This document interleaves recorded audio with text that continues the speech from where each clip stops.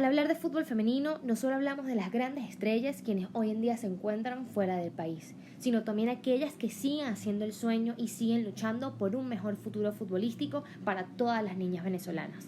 El día de hoy, María Teixeira, una joven de 29 años de edad, quien ha destacado por su gran participación en este deporte femenino, siendo capitana de Metropolitanos Fútbol Club y siendo una gran promesa en este país.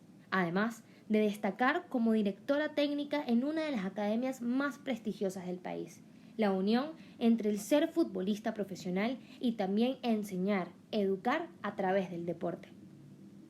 María, un placer tenerte acá. Un placer, Victoria, muchas gracias. Bueno, para empezar a conocerte un poquito más, ¿cómo te adentras al fútbol femenino? Mira, yo empecé a jugar fútbol tarde, relativamente para lo normal, como a los 16, 17 años, en el colegio. Me gustaba de toda la vida, pero no me dejaban jugarlo porque había como este estigma y esto de que era de varones. Entonces mi mamá estaba negada a que yo jugara fútbol, y ya una vez en el colegio, ya estaba grande, tenía 16, 17 años, en el colegio había un equipo y literalmente decidí hacer la prueba, quedé y le dije, mira, me seleccionaron, tienes que comprarme un uniforme. Y ese fue como mi primer contacto con el balón. Bueno, ¿y cómo pasas del fútbol colegial? ¿Dónde estudiaste? En Mauricio Labrador, Altamira. ¿Cómo pasas del fútbol colegial en el Mauricio Labrador a quizás empezar a tocar un poquito más las canchas, quizás un punto más competitivo? Sí, mira, en el colegio era súper competitivo, era colegial, pero prácticamente muchas de las jugadoras y muchos de los equipos después hacían selección de distrito y todo lo demás en fútbol sala. Una vez que ya yo estaba en mi último año en el colegio, porque era hasta sexto año, yo quería sabía que ya el fútbol se me iba a acabar porque me iba a graduar y no quería quedarme con eso. Y es cuando voy a hacer las pruebas en la Universidad Central de Venezuela, en el equipo de fútbol de la universidad. Y allí fue como mi primer contacto ya con lo que fue el fútbol realmente más competitivo, porque yo tenía una imagen de que yo estaba compitiendo duro, que era un torneo muy serio, y sí, pero era de niños. Una vez que yo llego a la UCB, ya era todo totalmente diferente, de hecho te trataban como un adulto, y fue cuando yo empecé como en este momento a llegar al fútbol más profesional, o bueno, lo que conocemos como fútbol profesional acá en Venezuela. Bueno, y también acá estamos hablando de que me imagino que jugabas fútbol sala en el colegio, ¿por correcto? Correcto. Llegas a tocar fútbol campo. Correcto. ¿Cómo fue ese cambio, esa adaptación de pasar, bueno, de dos modalidades del deporte totalmente diferentes? Súper complicado. De hecho me decían fútbol sala en los entrenamientos. Las dimensiones de la cancha son muy diferentes, y en un principio me costó muchísimo. Me costó adaptarme al grupo, me costó adaptarme al estilo de fútbol, pero una vez que ya yo como que inicié y tomé confianza y todo lo demás, pude dar ese paso a sentirme en estos momentos más perteneciente al fútbol campo que al fútbol sala. Y cuéntame, ¿cómo fue ese recibimiento, no?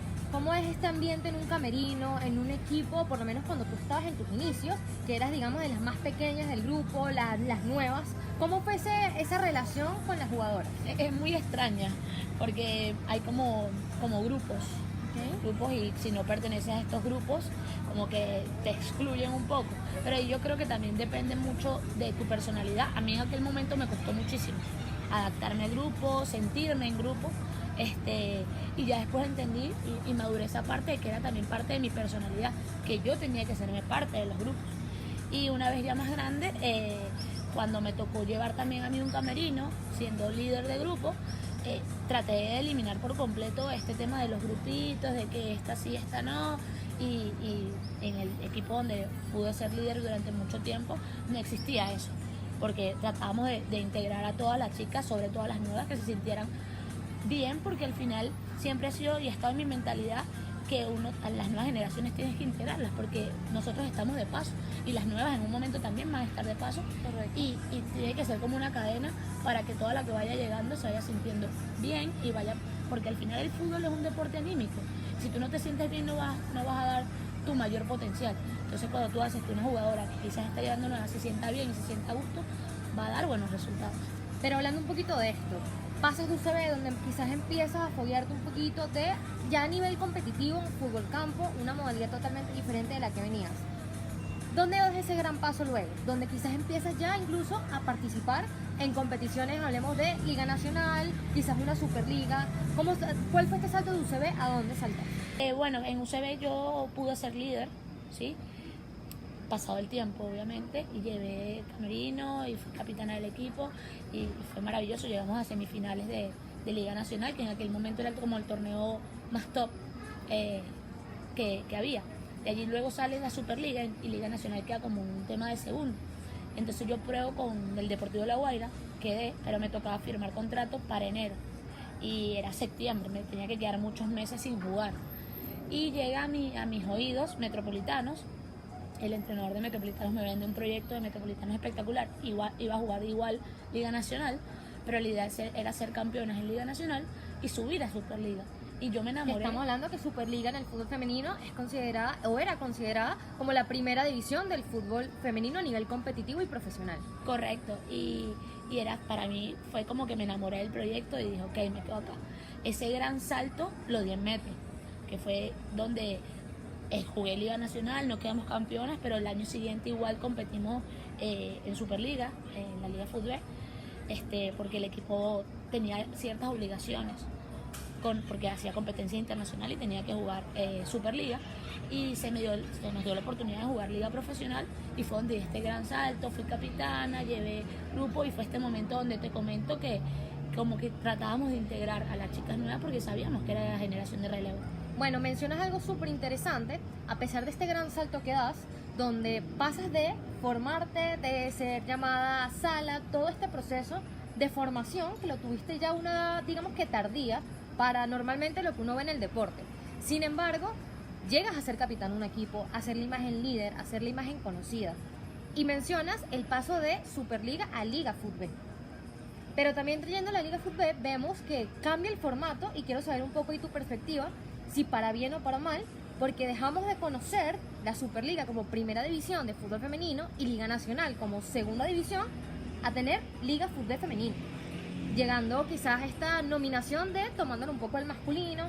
¿Tú consideras que eso fue dar un paso más al profesionalismo o un paso hacia atrás? No, yo considero que fue un paso hacia atrás, porque sí hay Liga Nacional todavía, pero la hacen regional, ¿sí? Hacen equipos regionales y sale el campeón y después compiten todos, pero no existe. En aquel momento te estoy hablando que la Liga Nacional tenía 40 equipos y el campeón de la Liga Nacional iba a Copa Libertadores, algo que todas competíamos para eso. Cuando nace la Superliga, y ahora la Superliga era Liga Nacional, Superliga, y la Superliga era un formato de todo el año, ¿verdad? Donde ya de Liga Nacional no ibas a Copa Libertadores, pero si ganabas Liga Nacional subías a Superliga. Había un formato mucho más profesional, más parecido al masculino. Pero eso fue solo un año. Para la siguiente temporada, pasó esto de las ligas regionales para el campeón de Liga Nacional, que ya no está obligado a jugar Liga Fútbol, y nace la Liga Fútbol, pero jugando 3 meses al año. Y esta temporada se jugaron 6 meses, pero se jugaba cada 15 días. Entonces, era básicamente el mismo tiempo, pero... El mismo tiempo. No podemos hablar de una evolución en el fútbol cuando juegas cada 15 días, ni los niños juegan cada 15 días. Entonces pasa mucho tiempo parada, el torneo dura 6 meses, el torneo se terminó en septiembre. Nosotras estamos paradas desde septiembre. Entonces ya no estás compitiendo, estás parada, tienes que por ti entrenar, porque los equipos paran. No es como que durante este tiempo sigues entrenando, no, eso no sucede, los equipos paran. Hasta enero, febrero, marzo, que iniciaría pretemporada para el año que viene. Bueno, y tomando esto, que se puede ver como un retroceso en lo que ha sido en algún momento el deporte a nivel futbolístico, la cara de Venezuela. Tuvimos una evolución en el fútbol femenino muy grande con, camadas como la de Deina Castellanos, Oriana Altuve, que fueron nuestra cara internacional y nacionalmente. Sin embargo, también hemos visto una pequeña caída en lo que ha sido nuestra selección nacional. ¿Tú crees que a causa de el breve torneo, la poca formación, los pocos equipos que participan, estamos hablando de que, como decías, de 40 equipos que podían competir, este año contamos con 8 equipos participantes? O sea, disminuir una cantidad grandísima. Entonces, ¿tú crees que eso es lo que también puede repercutir a nivel de hacer un llamado módulo de selección? Claro, hay muchas jugadoras que se quedan por fuera. Jugadoras del interior del país que para tener una oportunidad, que a lo mejor por allá no quedaron en el equipo allá o había un solo equipo en su región, tienen que venirse a Caracas. Y venirse a Caracas significa a clubes que no tienen casa club. a pasar trabajo, literalmente. Entonces, es obviamente que no estamos viendo una evolución, porque después tienes clubes con jugadores, 25, 30 jugadoras por club, ¿sí? Y que por eso ves que la selección fue al exterior a ver jugadoras, porque acá no hay una preparación base, desde mi perspectiva, no hay una preparación base fuerte para crear fútbol femenino para el futuro, ¿sí?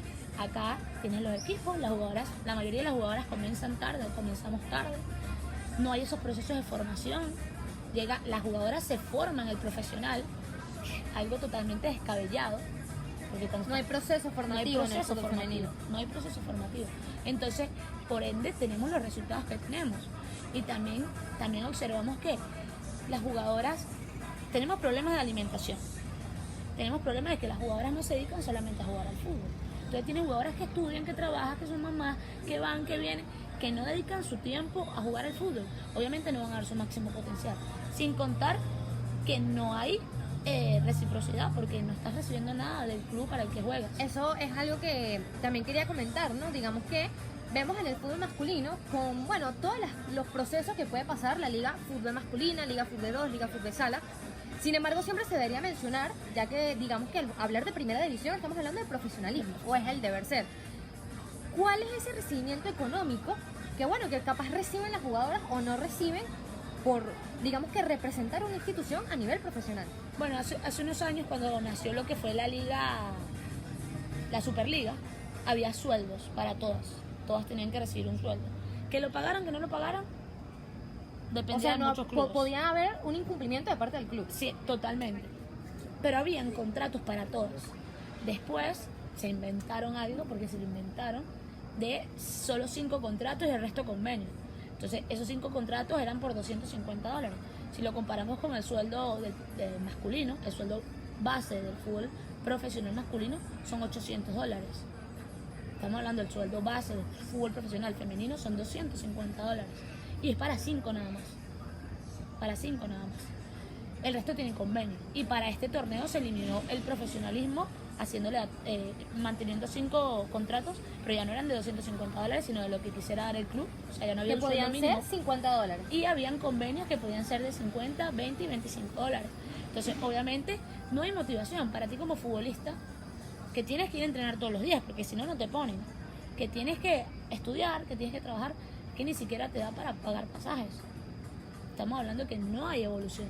Tomando en cuenta todo esto, malos sueldos, o no vamos a decir malos sueldos, sino que quizás un incumplimiento, cuando, bueno, estamos hablando de primera división y digamos que lo que debería ser la liga formativa para una selección nacional y una competición internacional, ¿no? Como se hace con el masculino. Aquí que entra a nivel social, que quizás el interés de los clubes es más bajo, a diferencia del fútbol formativo incluso masculino. Porque tú crees que existen estas diferencias por tema género, quizás. Yo no sé si por tema género, no quiero adentrarme como a decir que sea por un tema género, sino más por un tema de inversión, ¿sí? El fútbol formativo, el fútbol masculino, tiene lo que es el derecho de formación. El fútbol femenino de FIFA no tiene derecho de formación. Entonces tú formas una jugadora y se va a jugar al extranjero y tú como club no recibes nada. Es una inversión en vano. Entonces es una inversión en vano, porque si inviertes, tienes que invertir en sueldo, tienes que invertir en logística, tienes que invertir en viajes, tienes que invertir en si la jugadora se lesiona.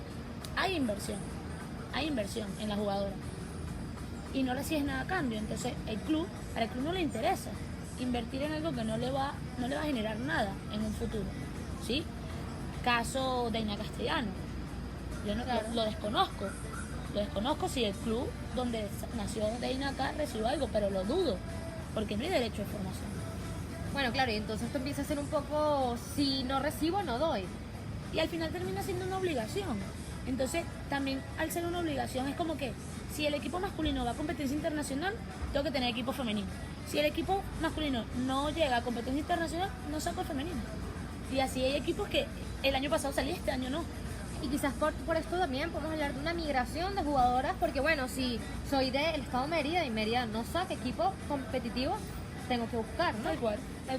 Bueno, y tocando, sin embargo, pasa algo que a pesar de las situaciones, las circunstancias, no hay sueldos o incumplimiento de sueldos, los equipos participan. 8:40, las muchachas quieren jugar. Y bueno, tú siendo parte de este mundo del fútbol femenino y que tú has participado y representado los últimos años a la institución Violeta, Metropolitano Fútbol Club, para ti, ¿cuál ha sido este momento que a pesar de todas estas situaciones que se pueden considerar negativas, cuál ha sido ese momento que recuerdas con mucha dulzura o fulgor hacia tu club? Mira, tengo muchos, pero creo que el más reciente y también como de los más sentidos para mí fue un gol que le marqué al Caracas Fútbol Club. Íbamos perdiendo 1-0. Estábamos teniendo una temporada regular. Yo no estaba teniendo una buena temporada. Y no por un tema deportivo, sino por temas extradeportivos. Estaba pasando muchos minutos fuera y todo lo demás, pero cada vez que entraba aportaba mi granito de arena. Y ese partido fui titular, tenía 2-3 partidos sin ser titular. Ese partido fui titular, íbamos perdiendo 1-0. Era el partido que si ganábamos clasificábamos. Y yo marco el gol del empate. La emoción que yo sentí en ese momento no puedo describírtela. Fue tanto que ya yo había hecho un gol y me lo habían anulado. Okay. Y estaba como caliente porque había hecho un gol y me lo habían anulado y estaba ahí cerca del área, rebote y terminé metiéndola y fue tanta la emoción que sentí que fui y me tiré de cabeza allá en la banca, me rompí las rodillas, yo no sentí dolor, era las 12 del mediodía. Bueno, pero artificial. me imagino que es una fotografía Sí, histórica, ¿no? Espectacular. Creo que las mejores. No ganamos ese partido. Yo me lesioné en el minuto 70, salí acalambrada. El desgaste. El partido estuvo muy, muy reñido. Bueno, y hablando que también el fútbol femenino, a nivel de Caracas Fútbol Club local, juegan en Cocodrilos, que bueno, es una cancha con un clima bastante fuerte, sobre todo ahora. ¿A qué hora participaron? A las 12 del mediodía. 12 del mediodía, un sol súper fuerte que creo que también podemos mencionarlo a pesar de que ya hablamos del tema de condiciones, ¿no? Es complicado, digamos que exigir rendimiento en horas supremamente complicadas de jugar, ¿no? Y ese año el Caracas fue campeón en esa temporada. Campeón. Entonces como que te enfrentabas al que estaba candidato a ser campeón a las 12 del mediodía, que lo hemos peleado, no es una hora para jugar al fútbol, nadie juega a las 12 del mediodía. Ni siquiera el masculino juega esas horas. No, se juegan a las 12 del mediodía.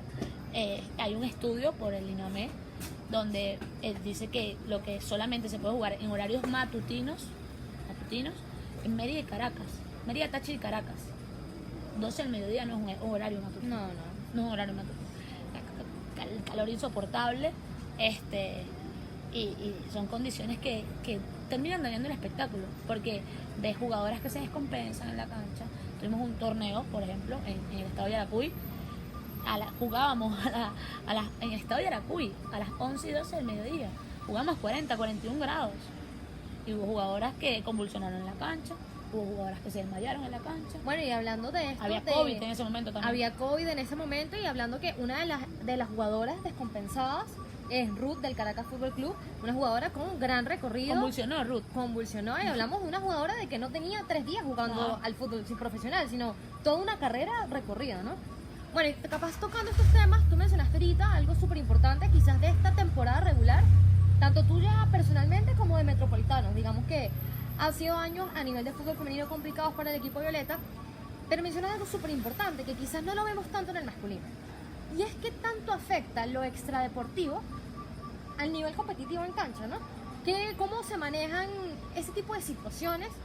Porque bueno, estamos hablando de 25, 26, 30 mujeres, de un cuerpo técnico que suele ser masculino, es la minoría cuando son dirigentes femeninas, sin embargo, claro que las hay. ¿Cómo pasan estos temas extradeportivos terminan afectando tu rendimiento como profesional? No, yo creo que no solo nos pasa a nosotras, también pasa en el fútbol masculino.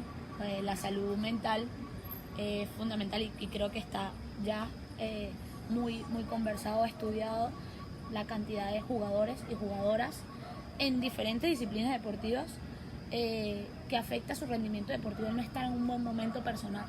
Claro. ¿Sí? Obviamente que te llega, te llena, te vacía si no te sientes bien, y como te lo mencioné en un principio, el fútbol es un deporte anímico. O sea, si tú te sientes bien, tú vas a jugar bien al fútbol. Obviamente, si tienes las condiciones técnicas, físicas, claramente, tácticas, si lo entiendes. Cuando hablamos a nivel profesional, a nivel amateur, todo el mundo puede disfrutar del deporte. Pero tú puedes ver jugadores top y jugadoras top que han tenido años oscuros por no sentirse bien.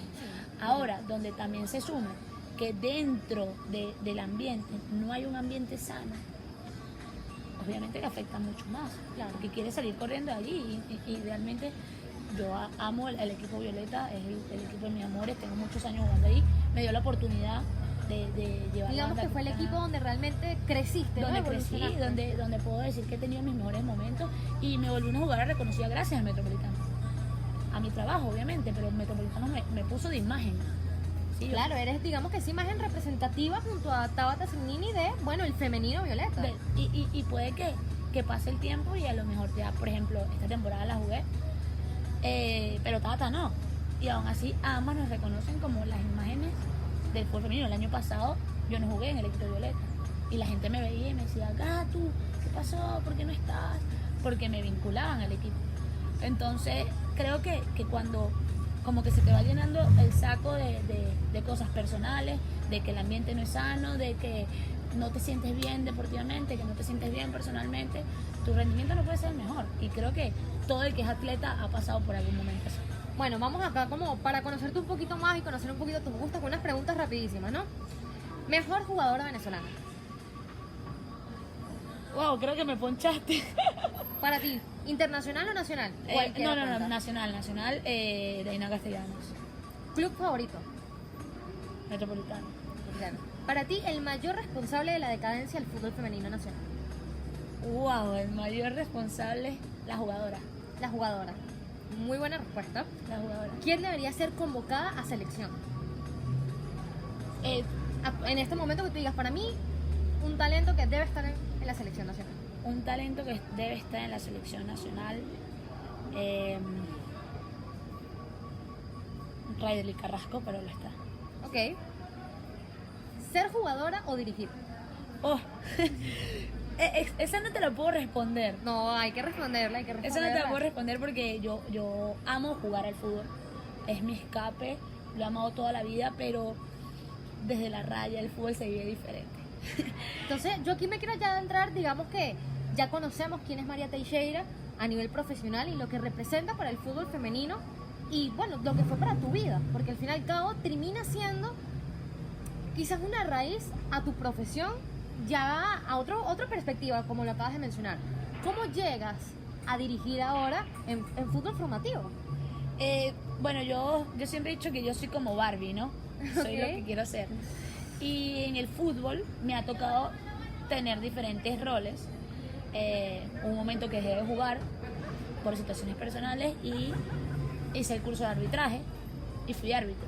Ok, Y en ese momento yo tenía a mi hijo chiquitico ok, y tenía que trabajar. ok. Entonces la manera de trabajar fue ser árbitro. De esa manera llego, podía jugar al fútbol. Entramos después de eso no, porque hubo como mucha bulla, grito. Responde la pregunta otra vez. Ok. Bueno, yo siempre he dicho que yo soy como Barbie, Ok. ¿no? Soy lo que quiero ser. Y dentro del fútbol he tenido diferentes roles Ok. por diferentes situaciones. Un momento donde tenía a mi hijo muy chiquitico, necesitaba trabajar, pero no quería despegarme del fútbol. Claramente. No quería despegarme del fútbol. Y entonces decidí hacer un curso de arbitraje y me convertí en árbitro de la asociación de distrito. Ok, Pero quería seguir jugando. De esa manera llegó a EF, que EF tenía un equipo amateur ok, de mamás. ok. Sí, de mamás. Y entrenaban en la noche. Y yo, bueno, algunas eran mamás, otras no, pero había muchas que eran mamás. Claro. Y entrenaban en las noches. Yo dije, bueno, voy a jugar acá. Y es en ese momento donde un día, al final de un entrenamiento, el coordinador general de la academia Ok. dice, chicas, si conocen árbitros, tráiganlos. Y yo dije, aquí fue. Es mi oportunidad. Yo soy árbitro. Pité toda esa temporada en la Pipo Rossi. Ok. Y cuando se terminó la temporada, el mismo coordinador me dijo, Mari, mira, nosotros hacemos campamentos. ¿Te gustaría venir, pero como entrenadora? Yo ya trabajaba en un colegio, trabajaba Claro. en auxiliadora, de hecho, como entrenadora de fútbol sala. Ok. Entonces yo le dije, sí, claro. Estuve en el campamento y desde ese momento me enamoré de AEF, de lo que Que es la institución donde institución de trabajas, ¿no? Estoy enamorada de AEF, siento que es mi hogar. Tengo ya 8 años en AEF. Casi una década. Mientras juego y dirijo al mismo tiempo, he crecido mucho en AEF. Empecé como asistente, después llevé grupo con Potica y ahorita llevo que sí los élites de las categorías inferiores. Que hablamos de sub 8, 10, y 12. exactamente. De división diamante en distrito, oro, piporroso. Bueno, tomando un poquito esto, ¿no? Que ya has dirigido, digamos, de escalar de compoticas, que básicamente es una edad 3 años. prematura, bebés iniciando en este deporte. Bueno, ya dirigir quizás a los prospectos Para a fútbol algo junior. para fútbol junior y bueno, ya quizás a nivel profesional, ¿no? Competiciones, distrito, Pipo Rossi, ¿no? Actual campeona en el torneo clausura y absoluto de el torneo distrital con tus niños, ¿no? Quiero leer algunos comentarios de, bueno, estas publicaciones de tu triunfo, ¿no? Felicidades Clemen, María Conti Teixeira, de las mejores, ídola, lo máximo. ¿Qué representa para ti esta imagen tan positiva de, bueno, estos mensajes de compañeras de trabajo, papás e incluso niños que diriges y te siguen, ¿no? Para ti, ¿qué significa eso? Yo creo que eso ha sido una construcción, porque es como el amor, ¿sí? Tú no te enamoras, te puede gustar a alguien, pero no te enamoras de un día para otro. Es algo que va, todos los días construyes con hechos, con palabras, con cositas que haces, detalles, y lo mismo es en el fútbol. Yo creo que tengo unos grupos maravillosos, los triunfos son de ellos, yo estoy ahí en la raya, trabajo muchísimo, pero ellos son los que juegan al fútbol. Y yo siempre se lo digo, yo les doy herramientas para que ustedes las utilicen. Yo no quiero tener un control de play y decirles qué hacer. Claro. Entonces, son muchos años en lo que, por ejemplo, mi grupo sub-12, están conmigo, son sub-7. Entonces, ha sido una construcción de momentos duros, de momentos tristes, de momentos buenos, de te aprieto, pero también te abrazo. Y una edad complicada, ¿no? Porque Sí. son niños en toda su etapa formativa y bueno, a nivel de sensibilidad del regaño, el aprendizaje. A mí en lo personal no me gusta hablar con los papás, Ok. pero llegó un momento donde entendí que el papá es parte fundamental del desarrollo del futbolista y que tenía que hablar con los papás. O sea, que tenía, no darle explicaciones, no, tenía que volverme tan cercana como lo soy con los niños, con los papás. Claramente. Sin relación de confianza. A un nivel de Profesionalismo. crecimiento, exactamente. Y si el papá me hace una pregunta sobre su chamo, sobre cómo cree que voy, yo con todo el gusto se lo doy. Y yo creo que allí viene esa construcción, porque obviamente el papá te ve y muchas veces el chamo no quiere comer, y el papá se te acerca y te dice, Mari, tú sabes que fulanito no quiere almorzar, y se me va a desmayar en la cancha. Y entonces Mari, que es totalmente fuera del fútbol, lo agarra y le dice, fulanito, tienes que comer bien, si tú no comes no vas a poder rendir, y es como un apoyo, ¿no? Y Lo mismo con el hablando de esto, colegio. de cómo a nivel formativo, ya que lo estamos hablando, no solo es una academia, no solo vas 2 horas a hacer una disciplina, sino que termina siendo una herramienta fundamental para la vida y digamos que tú en tu papel de entrenadora, de dirigente de un equipo, termina siendo incluso una imagen ejemplar y de apoyo tanto para los papás como figuras paternas y representativas, como para los niños que se están formando, ¿no? Sí, es correcto, y termina siendo todo como lo que es el colegio, la casa y el deporte. O sea, todos estamos aportando en crear un ser humano, juegue o no al fútbol en el futuro, pero un buen ser humano, un buen compañero, una persona ejemplar para lo que queremos, que es un país ejemplar. Y todo comienza desde allí, de los valores que tú, como entrenador de fútbol, como formador de fútbol, puedas sembrarle, más allá que sea o no futbolista en un futuro. Bueno, nada, acá conocimos un poquito más de la perspectiva y vida de María Teixeira, jugadora de fútbol profesional, ídola de muchos niños y niñas, ya que es una parte equivalente de su vida, ¿no? Tanto para el femenino, masculino, la idea es formar y bueno, seguir apoyando y crecer a este deporte tan bonito, nuestro deporte nacional.